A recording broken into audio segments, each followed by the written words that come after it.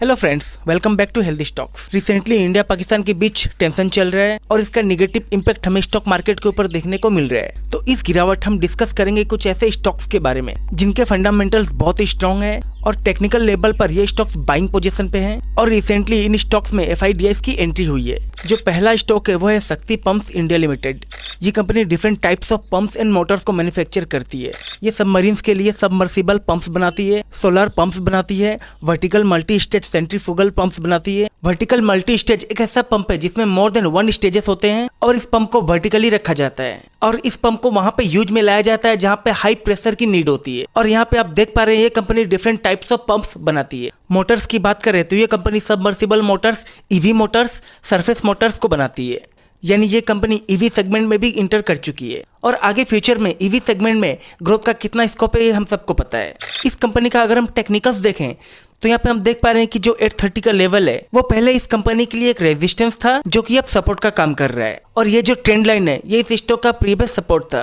यहाँ पे आप देख पा रहे हैं कि इस स्टॉक ने मैक्सिमम टाइम्स इस ट्रेंड लाइन पे सपोर्ट लिया है। तो ये ट्रेंड लाइन अब इस स्टॉक में एक रेजिस्टेंस की तरह एक्ट कर सकता है।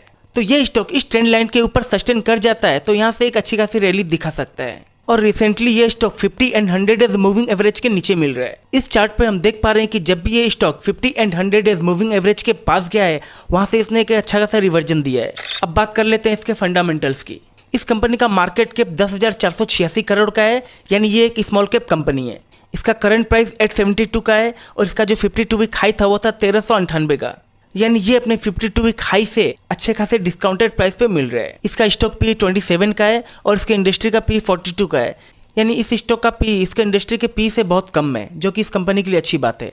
यानी इस कंपनी का प्राइस फिलहाल हमें सस्ते दाम पे मिल रहा है। ये कंपनी अपने शेयर होल्डर्स को डिविडेंड दे रही है, मतलब ये कंपनी प्रॉफिटेबल है। यहाँ पे कंपनी का ROC 31% है और ROE 24% के ऊपर है, जो कि बेहतरीन है। यहाँ पे कंपनी का फेस वैल्यू 10 का है। इसका मतलब है कि कंपनी में अभी तक स्टॉक स्प्लिट नहीं हुआ है, यानी आने वाले समय में हमें स्टॉक स्प्लिट का भी बेनिफिट मिल सकता है। यहाँ पे कंपनी का PG रेशियो 1 का है, यानी ये कंपनी अपने P और अपने PG के अकॉर्डिंगली सस्ते दाम पे मिल रहा है। इंटरेस्ट कवरिंग रेशियो 14 के ऊपर है, जो कि अच्छा है। और सबसे अच्छी बात है कि इस कंपनी के ऊपर डेप्ट बहुत ही मिनिमम है, क्योंकि इस कंपनी का डेप्ट टू इक्विटी है 0.17। कंपनी ने क्वार्टरली और एनुअली अपने सेल्स और अपने नेट प्रॉफिट में कंटिन्यूअसली ग्रोथ किया है। तो जो कंपनी कंटिन्यूअसली ग्रोथ करते हुए चलता है ऐसी कंपनीज में आगे ग्रोथ का अच्छा स्कोप होता है। इस कंपनी में प्रोमोटर्स 51% के आसपास है और FIDIs का स्टेक मिला के 10% के आसपास है, यानी प्रोमोटर्स और FIDIs इस कंपनी में अच्छे खासे लेवल पर इन्वेस्टेड हैं। यहाँ पे DIs ने अपने स्टेक को 0.94% घटाया है, लेकिन FIs ने अपने स्टॉक को इस क्वार्टर 2% बढ़ाया है। तो कंपनी के फंडामेंटल्स बहुत ही स्ट्रॉन्ग हैं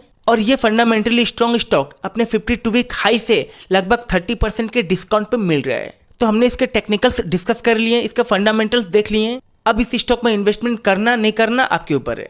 और अगर अभी तक आपको वीडियो पसंद आ रही है तो वीडियो को लाइक कर दीजिए और चैनल को सब्सक्राइब कर लीजिए।